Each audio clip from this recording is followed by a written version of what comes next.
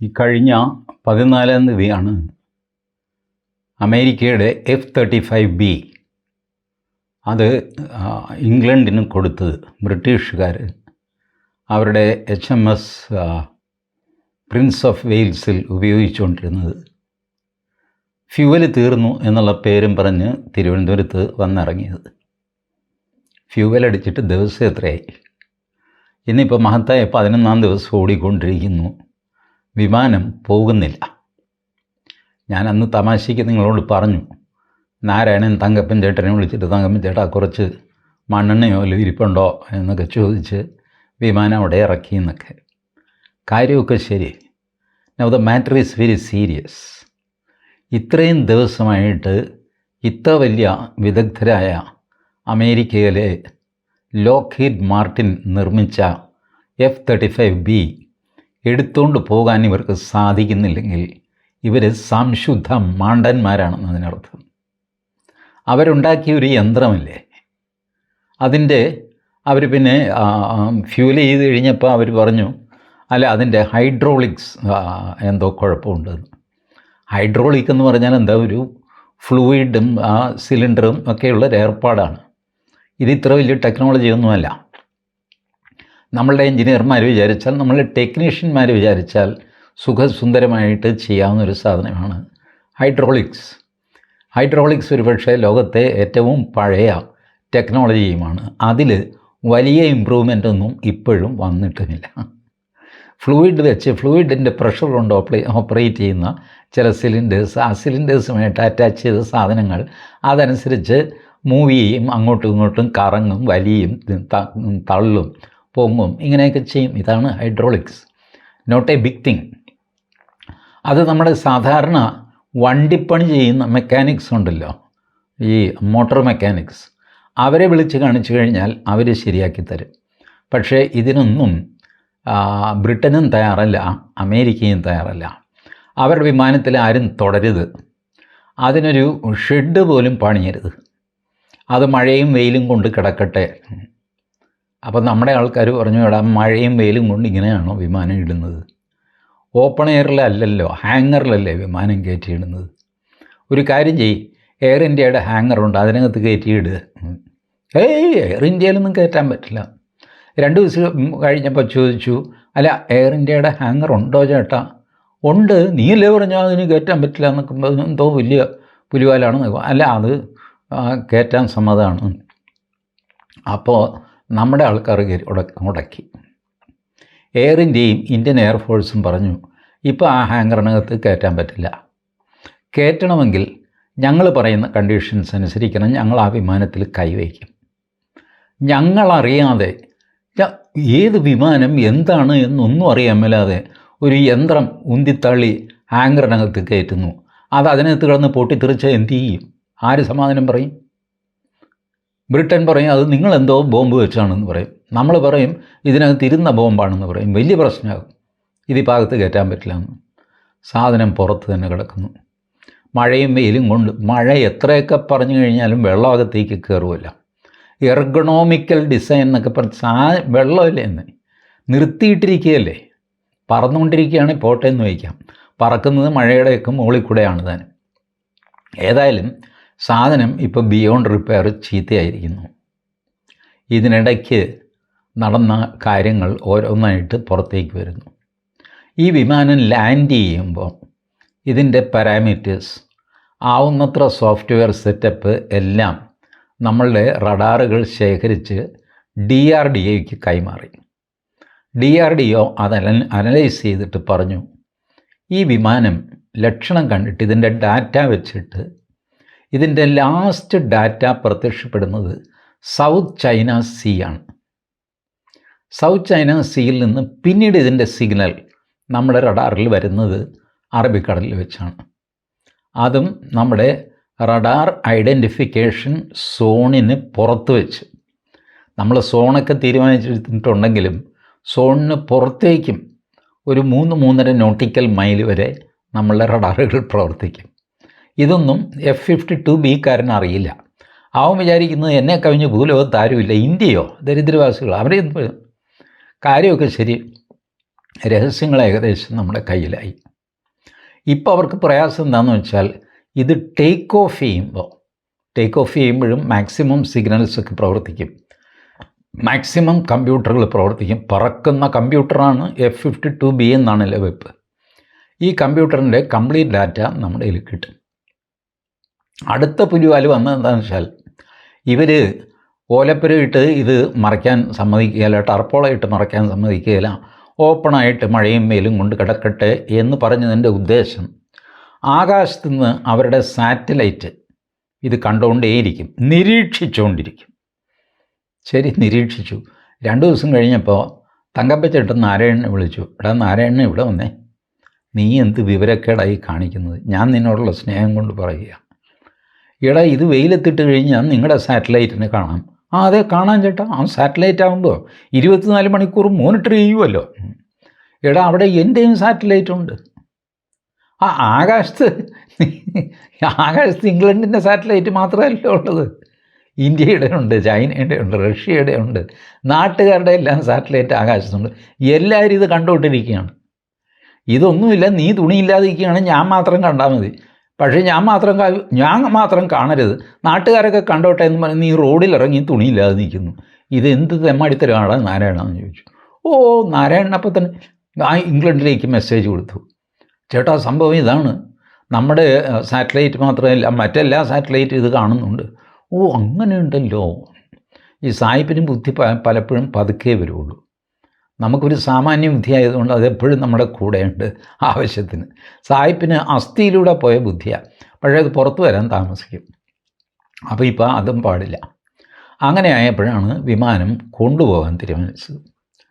കൊണ്ടുപോകാൻ ഞാൻ നേരത്തെ പറഞ്ഞ പോലെ ഈ 2 ചിറകുമൊക്കെ ഇളക്കിയെടുത്തിട്ട് C-17 ഭാരം കൊണ്ടുപോകുന്ന വിമാനം, അതിൽ 77.5 ടൺ വരെ ആ വിമാനത്തിൽ കയറ്റാം.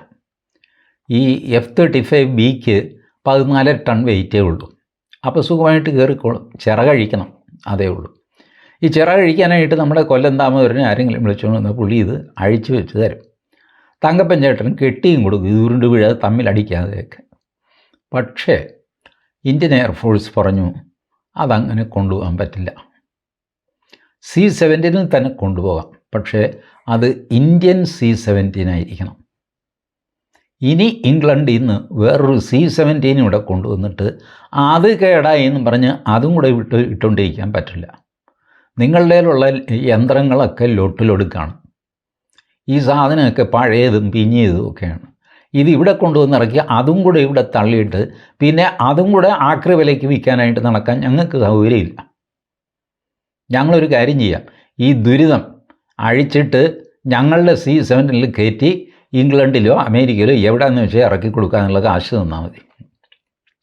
അതല്ലാതെ നിങ്ങളുടെ ഇനി വിമാനം ഇവിടെ ഇറങ്ങണ്ട.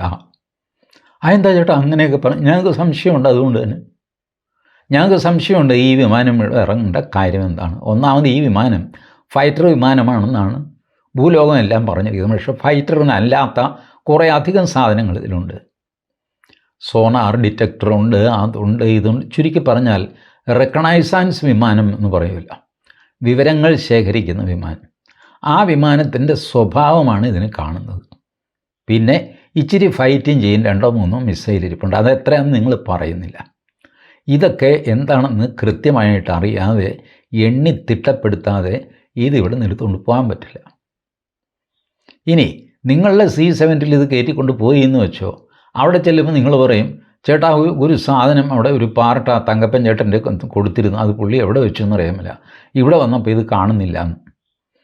ഇത് കാണുന്നില്ല എന്ന് പറയുമ്പോൾ തങ്കപ്പൻ ചേട്ടനും ഉത്തരവാദിയായില്ലേ? ഈ വക തലവേദനയൊന്നും പറ്റില്ല. ഈ കാര്യങ്ങളെല്ലാം എഴുതി തയ്യാറാക്കി ലിസ്റ്റ് ഇട്ടിട്ട് ഞങ്ങളുടെ തന്നെ വിമാനത്തിൽ കയറ്റി ഭദ്രമായിട്ട് നിങ്ങൾക്ക് ഇറക്കിത്തരാം. അതിനുള്ള ഉലുവ ഇങ്ങ് തരണം.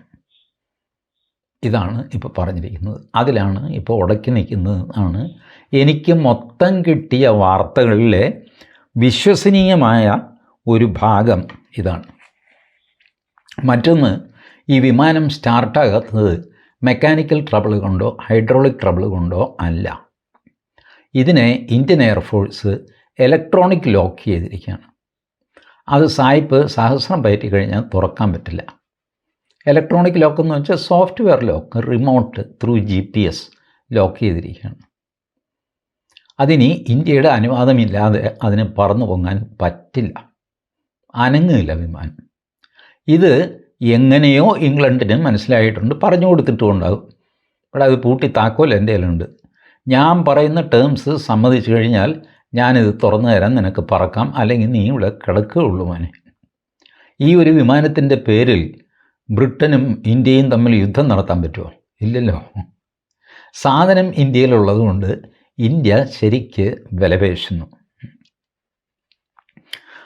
അപ്പോൾ ഇത് ഇപ്പോൾ F-35Bയുടെ കാര്യത്തിൽ വലിയ സീക്രട്ടൊന്നും ബാക്കിയില്ല.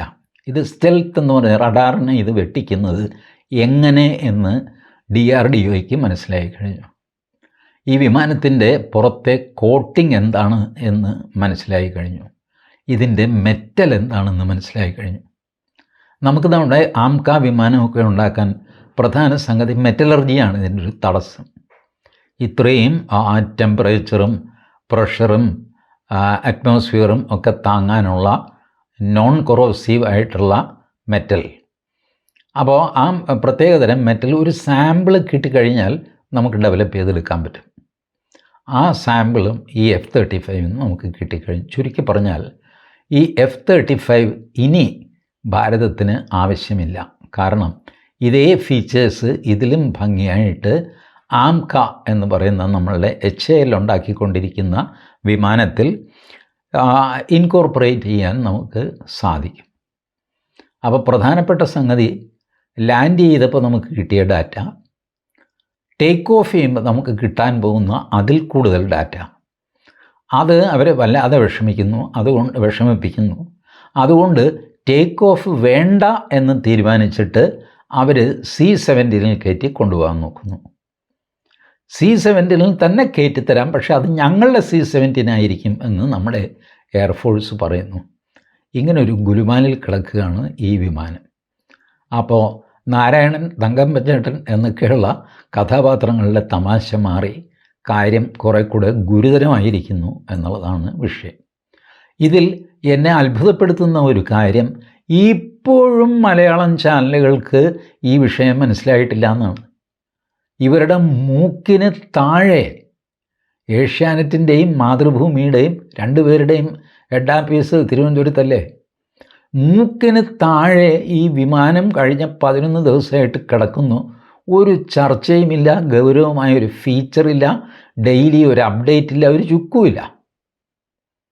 അവർ നിലമ്പൂർ PV അൻവറിന് 19,198 കിട്ടിയോ 99 കിട്ടിയോ, ആ ഒരു വോട്ട് എവിടെ നിന്ന് കിട്ടി, അത് BJPക്കാർ ചെയ്തതല്ലേ എന്നൊക്കെ പറഞ്ഞ് ഈ വില കുറഞ്ഞ ചർച്ചയും വെല്ലുവിളിയും ബഹളമൊക്കെ ആയിട്ട് കഴിഞ്ഞുകൂടുന്ന മാധ്യമങ്ങൾ. ഇവർക്ക് രാജ്യരക്ഷയെപ്പറ്റിയോ ആയുധങ്ങളെപ്പറ്റിയോ മൊത്തം ഭാരതത്തിൻ്റെ സുരക്ഷയെപ്പറ്റിയോ യാതൊരു കൺസേണുമില്ല. അതാണ് എന്നെ വിഷമിപ്പിക്കുന്ന ഒരു കാര്യം. അതിനിപ്പോൾ വിഷമിച്ചിട്ട് കാര്യമില്ല, കാരണം വർഷങ്ങളായിട്ട് അവരുടെ പെരുമാറ്റം ഇങ്ങനെയൊക്കെ തന്നെയാണ്. ഈ വിമാനത്തിൽ നിന്ന് ഒരു ബ്ലാക്ക് ബോക്സ് കിട്ടി. ബ്ലാക്ക് ബോക്സ് എല്ലാ വിമാനത്തിലും ഉണ്ടാകുന്നതാണ്. ഈ വിമാനത്തിലെ ബ്ലാക്ക് ബോക്സിൻ്റെ ഒരു കഷ്ണം, ഒരു പാർട്ട് കാണാനില്ല. അതെവിടെയെന്ന് ചോദിച്ചു കഴിഞ്ഞപ്പോൾ പൈലറ്റ് പറയുന്നത് അത് എനിക്കറിയാമല്ല, അതെവിടെ വീണ് പോയിട്ടുണ്ട്. F-35 ഫൈറ്റർ ജെറ്റിൻ്റെ ബ്ലാക്ക് ബോക്സിൻ്റെ ഒരു കഷ്ണം, ഒരു പാർട്ട് വീണ് പോയി കാണും എന്നാണ് പൈലറ്റ് പറയുന്നത്. അത് എന്തെങ്കിലും മാറ്റുമോ, പൈലറ്റ് തന്നെ എടുത്ത് വിഴുങ്ങിക്കളയുകയോ, ഈ തെളിവ് നശിപ്പിക്കാനായിട്ട് പണ്ട് ഉണ്ട വിഴുങ്ങി എന്ന് പറയുമല്ലോ, അപ്പോൾ വക്കീലായിരുന്നു പുള്ളി. അപ്പോൾ വെടിവെച്ചു എന്നുള്ളതിന് ഉണ്ടയാണ് കോടതിയിലെ തെളിവ്. അപ്പോൾ കോടതിയിൽ തെളിവ് ഇങ്ങനെ മെറ്റീരിയൽ ഓബ്ജക്റ്റ് അവിടെ വെച്ചിരിക്കുന്നു. ഇങ്ങനെ വാദത്തിനിടയ്ക്ക് വർത്തമാനമൊക്കെ പറഞ്ഞിങ്ങനെ സൂത്രത്തിന് ഈ ഉണ്ട കൈക്കലാക്കിയിട്ട് അത് തിരിഞ്ഞു നിന്ന് അങ്ങ് വിഴുങ്ങി. അതോടെ തെളിവില്ലാത്തതുകൊണ്ട് കേസ് വെറുതെ വിട്ടു. അങ്ങനെ ഉണ്ട വിഴുങ്ങി എന്ന് പറഞ്ഞിട്ട് വക്കീലുണ്ടായിരുന്നു. ഇന്നിപ്പോൾ ബ്ലാക്ക് ബോക്സ് തന്നെ ഈ പൈലറ്റ് ഒരു കഷ്ണം എടുത്ത് വിഴുങ്ങിക്കളഞ്ഞു കഴിഞ്ഞാൽ, ഒരു 3-4 സ്ക്രൂ ഇളകി കഴിഞ്ഞാൽ ഒരു കഷ്ണം ഇളകിപ്പോവും. ആ ഒരു കഷ്ണം ഇവൻ വിഴുങ്ങിയെന്ന് വെച്ചോ, വിഴുങ്ങി കഴിഞ്ഞാൽ പിന്നെ ബാക്കിയുള്ള കഷ്ണത്തിൽ നിന്ന് നേരെ വിവരമൊന്നും കിട്ടില്ല. അതാണ് ഇവൻ്റെയൊക്കെ ബുദ്ധി. ഏതായാലും വല്ലാത്ത കുഴപ്പത്തിൽ കിടക്കുകയാണ് F-35B. ഇനി നാട്ടിൽ ആരിത് മേടിക്കും എന്നുള്ളത് വലിയൊരു തലവേദനയാണ് താനും. ഏതായാലും ട്രംപിന് തലവേദന ഒഴിയുന്നില്ല. അങ്ങേര് ഇറാൻ ഇസ്രായേൽ യുദ്ധം നിർത്തി എന്ന് പറഞ്ഞു. 5 മിനിറ്റ് കഴിഞ്ഞപ്പോൾ ഇസ്രായേലിൻ്റെ പ്രധാനമന്ത്രി നെതന്യാഹുവിനെ ഈ മനുഷ്യൻ തെറിയൊക്കെ വിളിക്കും. ഞങ്ങൾ ദ എഫ് വേർഡ്. അത് എന്തൊരു കഷ്ടം.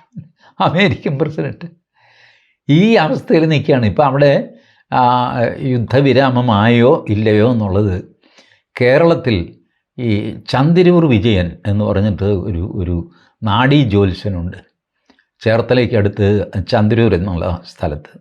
ചന്തിരൂർ വിജയനെ പോയി കണ്ടു കഴിഞ്ഞാൽ അദ്ദേഹം പറഞ്ഞു തരും ഇത് ഇറാൻ ഇസ്രായേൽ വെടിനിർത്തലായോ ഇല്ലയോ എന്നുള്ളത്. അത് ജ്യോത്സ്യം വഴിക്കേ ഇനി അറിയാൻ പറ്റുള്ളൂ. ബാക്കി മനുഷ്യരീതിയിൽ അറിയാവുന്ന കാര്യങ്ങളൊക്കെ ഫീഡ്ബാക്കൊക്കെ കിട്ടുന്നതിൽ നമ്പർ 1 ആണല്ലോ ട്രംപ്. ഈ നമ്പർ 1 തന്നെ തെറി പറയുന്ന സ്ഥിതിക്ക് സംഭവം ആകെ കൂടെ മൊത്തം അലമ്പായി ചെളിയായി എന്നുള്ളത് വ്യക്തമാണല്ലോ. അതിനിടയ്ക്കാണ് ഈ F-35B കിടന്ന് കളിക്കുന്നത്. അമേരിക്ക എന്ത് ചെയ്യും? ഇംഗ്ലണ്ട് എന്ത് ചെയ്യും? നമ്മളുടെ കാർന്നവർ നരേന്ദ്രമോദിയാണെങ്കിൽ ചാരുകസേരയിൽ കിടന്ന് സുഖമായിട്ട് ഇതൊക്കെ ആസ്വദിക്കുകയാണ്, യുവന്മാരുടെ ഈ ഗതികേടുകളെല്ലാം. ബാക്കി വിവരങ്ങൾ പിന്നാലെ. Thank you.